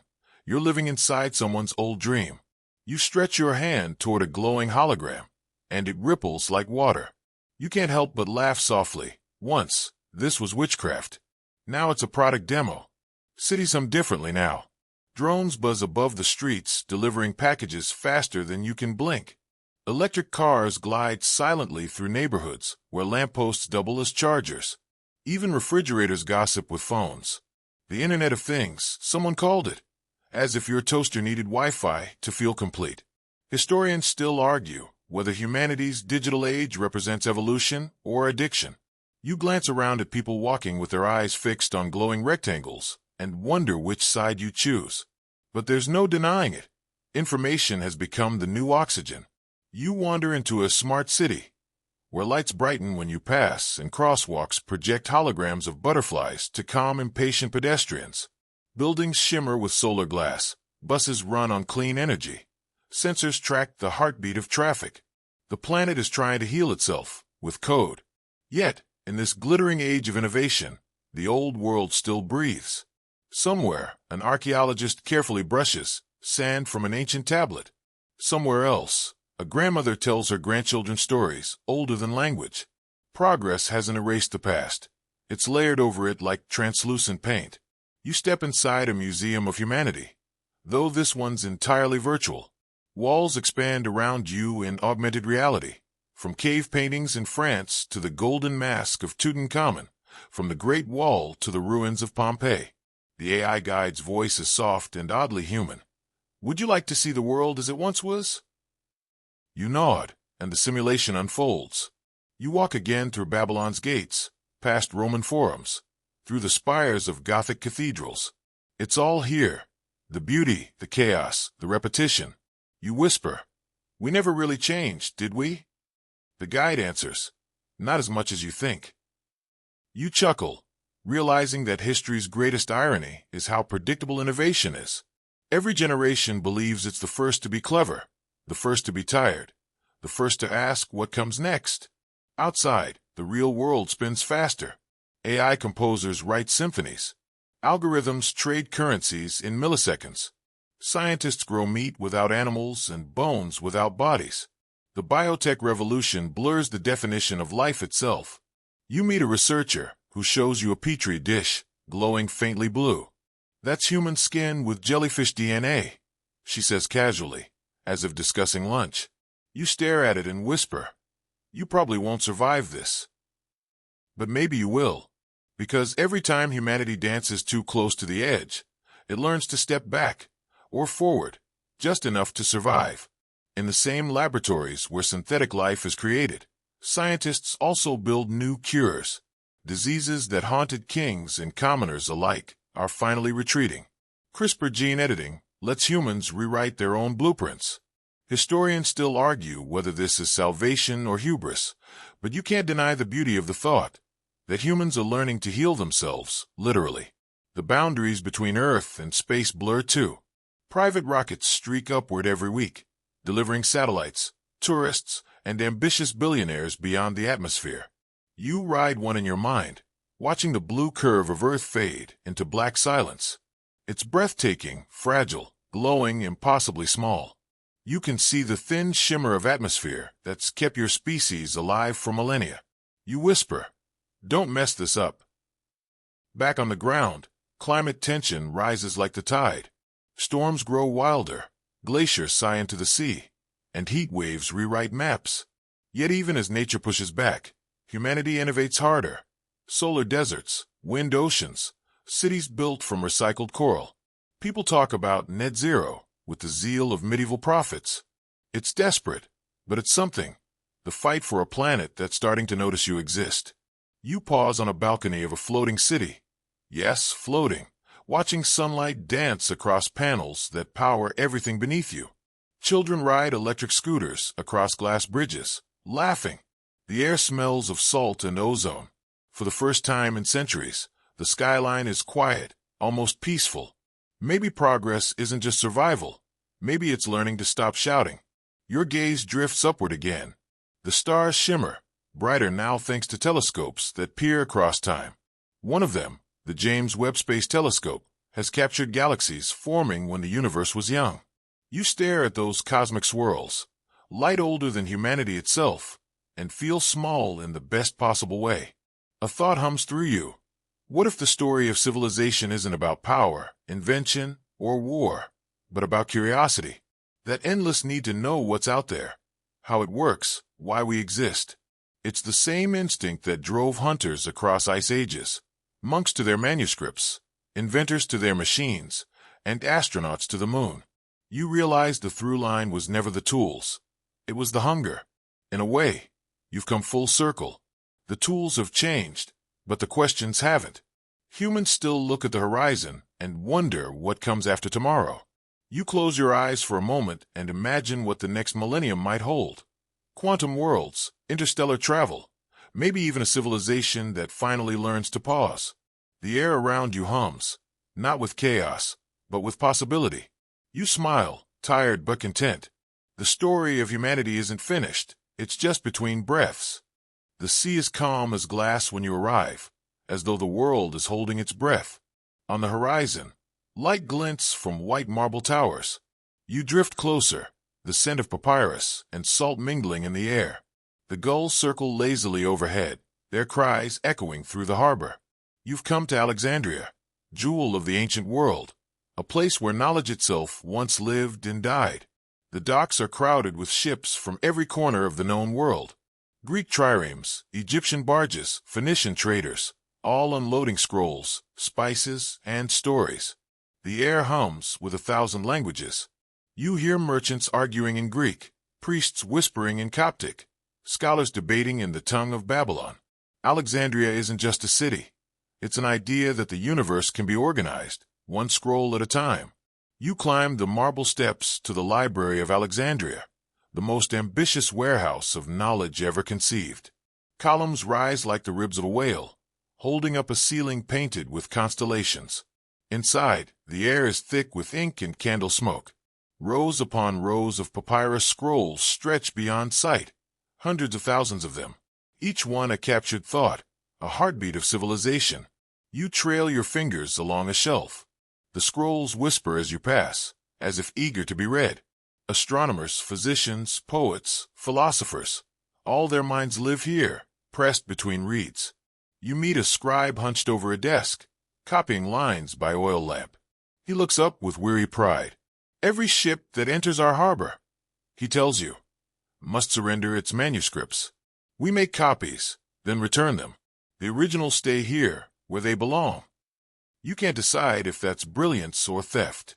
Either way, Alexandria becomes the memory of the world. In a quiet corner, a mathematician sketches circles in sand. Euclid, father of geometry. There's no royal road to learning, he mutters when a noble asks for shortcuts.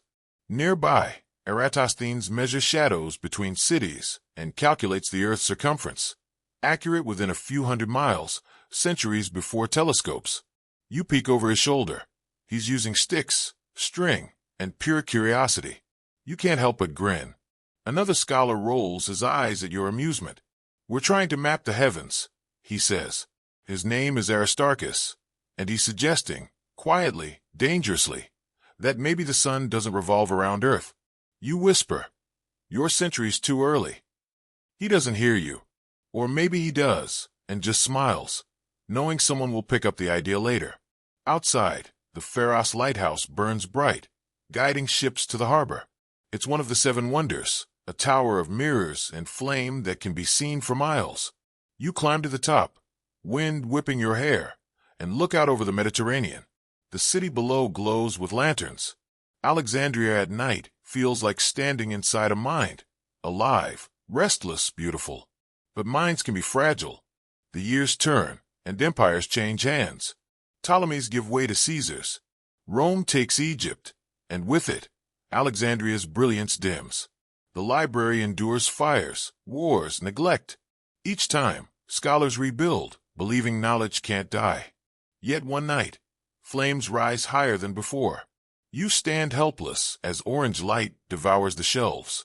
Scrolls curl, ink hisses, smoke chokes the stars. Somewhere within the inferno, a scribe refuses to flee, clutching a bundle of writings to his chest. The pages crumble in his arms. The sound isn't a roar, it's a sigh.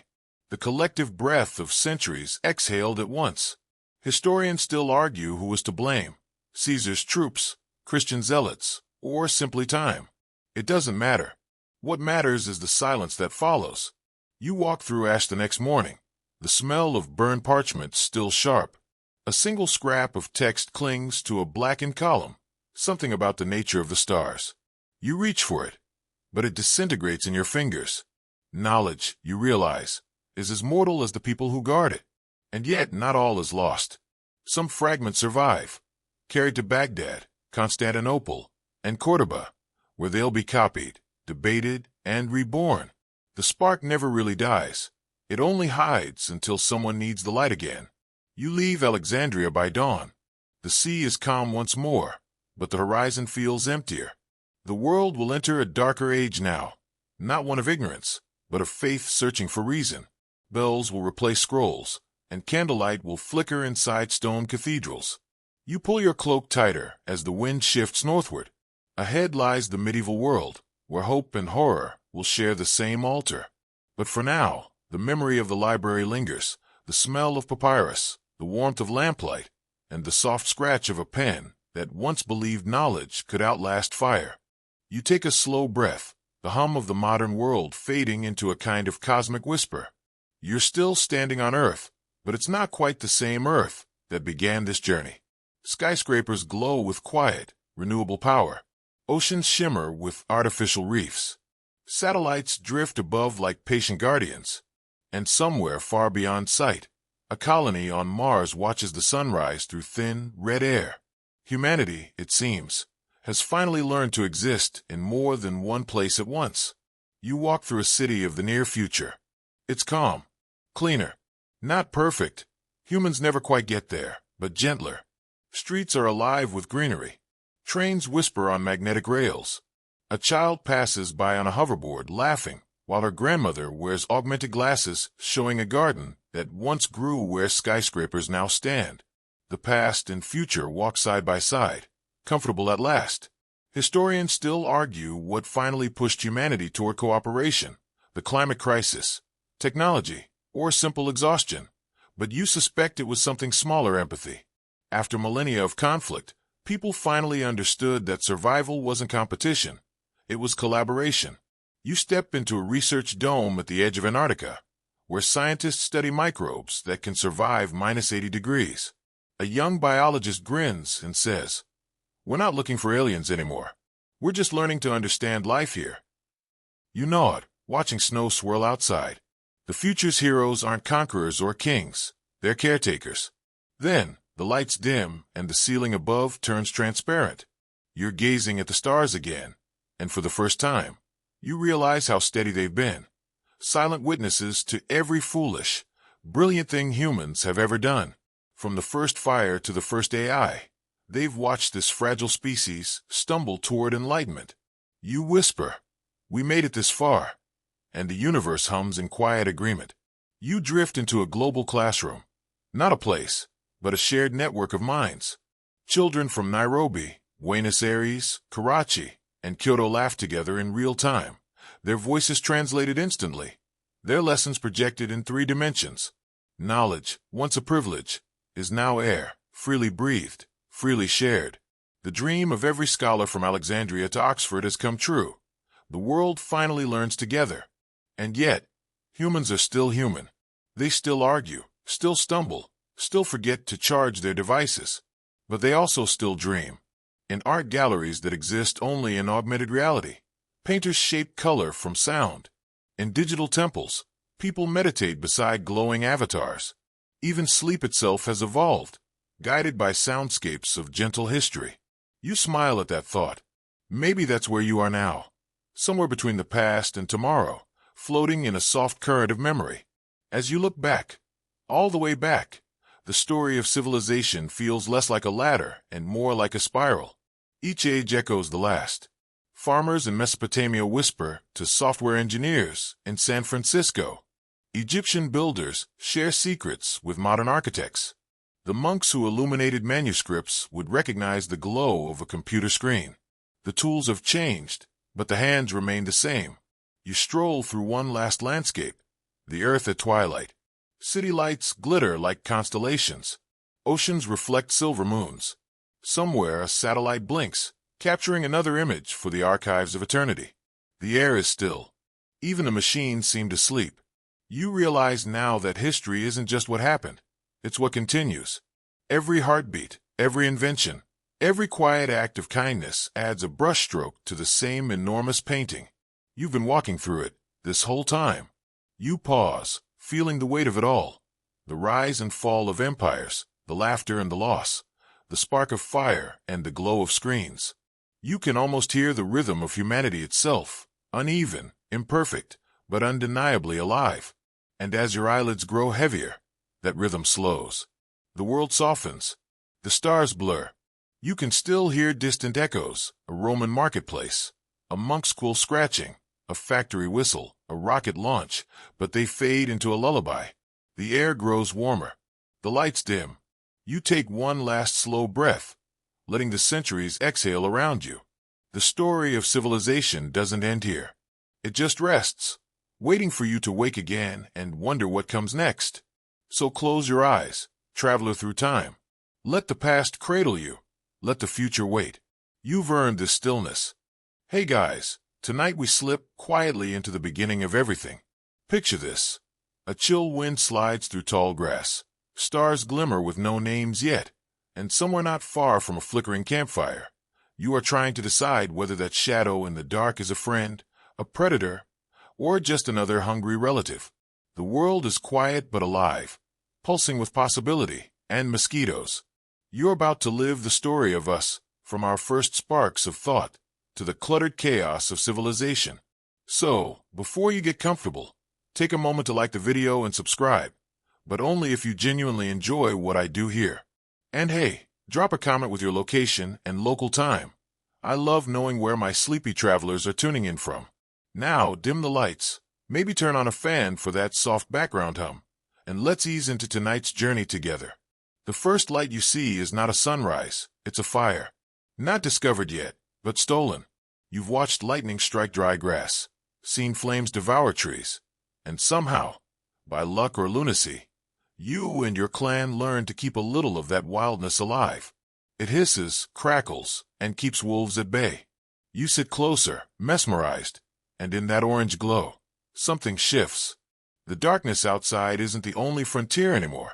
The real wilderness is now inside your head. You're thinking, remembering, planning breakfast. That's new. Your hands are rough, your tools are crude. A rock, a stick, another rock.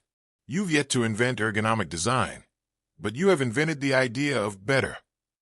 Each strike that shapes a sharper edge is a quiet revolution.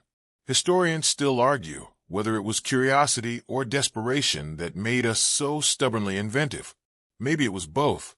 You learn to chip flint not because it's easy, but because easy doesn't exist yet. Somewhere nearby, the night echoes with laughter, deep, chesty, nervous. Someone probably just made fire smoke too much and blamed it on spirits. Congratulations, you've also invented the first bad joke. You won't stop making those either. The air smells of ash, sweat, and something cooking. Probably questionable, but it's dinner. You eat, you yawn, you survive. That's a big deal. Early humans didn't exactly have 5-year plans. Life expectancy hovered around, let's see tomorrow. And yet you dream. Maybe of the hunt, maybe of stars. Maybe you wonder what's beyond the next ridge, beyond fear, beyond hunger. That little wondering flickers in your skull like the fire beside you. It's imagination, and it's contagious. A child nearby plays with bones, arranging them in strange patterns. You smile. The kid might be inventing art, or possibly just stacking future soup. Either way, this is how culture begins. Accidents that feel like meaning. Some scholars say this era, the Paleolithic Age, lasted almost 3 million years. That's right, 3 million. Imagine doing the same thing every day for 3 million years. You'd probably invent civilization just out of boredom. Still, there's beauty here. The wind hums through tall reeds. Distant thunder murmurs over hills. Your people move in rhythm with the earth, following herds, seasons, and survival's quiet metronome. No cities, no screens, no endless noise. Just heartbeat, fire crackle, and the occasional argument over whose turn it is to gather berries. You look up. The night sky spills across forever. There are no constellations yet, no names, just dots of cold light. But you start connecting them, tracing imaginary shapes, telling someone, see that? That's a giant bear. And just like that, you've invented myth. Later generations will build temples around that same instinct to connect stars, dots, and ideas into something that feels like purpose. Somewhere far away, a different group of humans discovers how to throw things farther and straighter. Tools become weapons, cooperation becomes strategy. You've stepped onto the long, winding road toward civilization, though it still looks like a muddy trail. You also learn to mourn. When someone in your clan dies, you cover them with flowers, bones, or ochre. You don't know why, but it feels right. The first hint of spirituality seeps into the soil. Historians still debate whether that came from love, fear, or an overactive imagination, but whichever it was, it made humanity more human. As you drift half asleep by the fire, a soft drizzle begins. Sparks hiss and fade. You pull a fur closer, feel warmth against your skin, and realize you've survived another night. You have no calendar, no clock, no sense of history. Yet history is already happening because you are. Thousands of years from now, archaeologists will dig up your stone tools, your campfires, your footprints hardened in clay. They'll argue about what you believed, what you ate, how you spoke. They'll never really know what it felt like to sit here, blinking at the fire, half in shadow, half in dawn.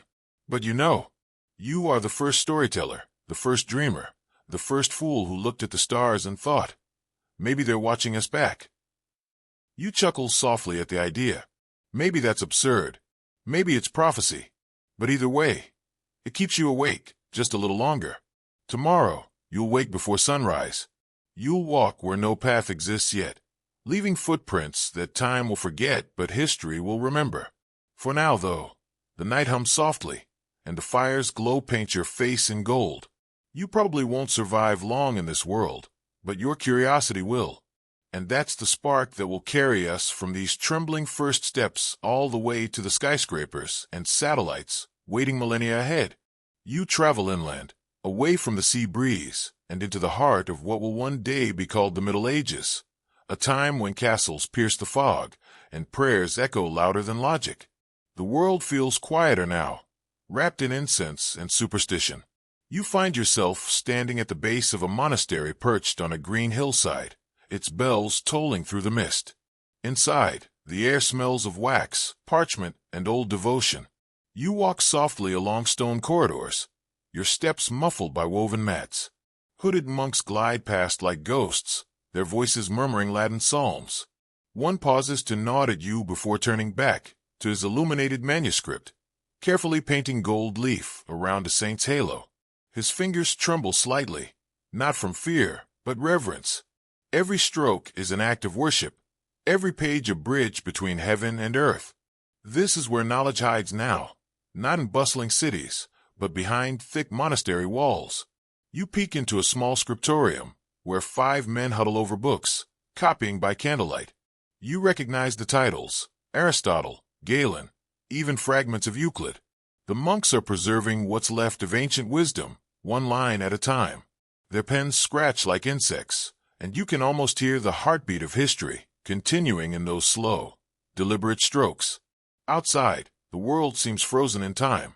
Farmers till muddy fields, knights polish rusted armor, and lords count their coins in smoky halls.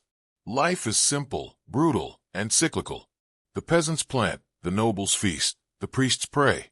It's a system that somehow keeps the world turning, even as plagues, wars, and superstition gnaw at its edges. You wander through a village market where everything feels handmade, rough cloth, clay pots, wheels of cheese stacked like gold. A woman sells herbs and whispers that one cures fevers, another repels demons.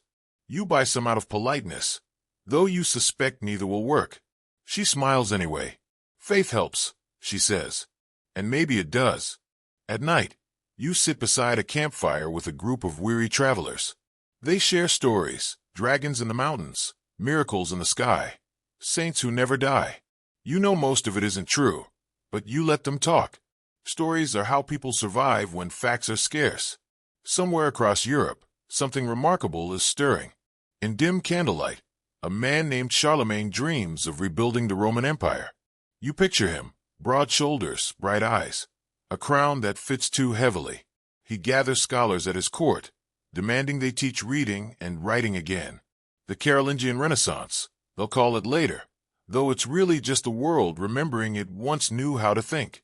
You pass through a bustling town square in France, where a young apprentice sculpts gargoyles for a cathedral. He looks up and grins. They keep the demons out, he says proudly. You tilt your head. He's not entirely wrong.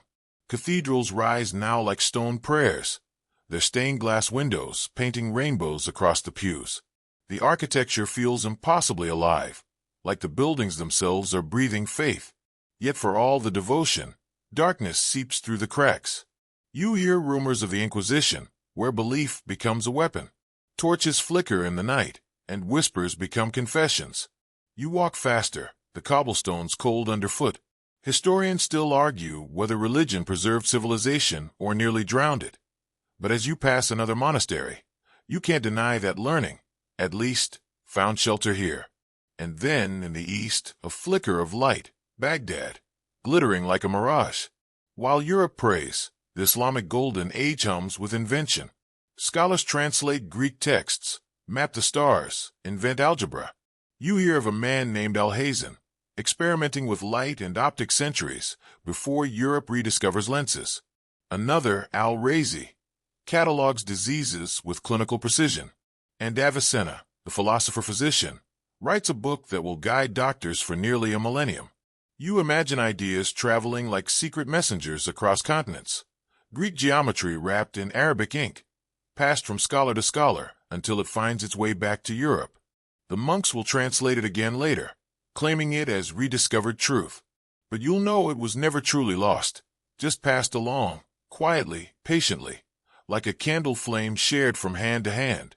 Back in the monastery, you find the same old scribe, his hair now silver. He smiles faintly as you approach. Still writing? You ask. He nods. Still reading? He replies. You both chuckle softly.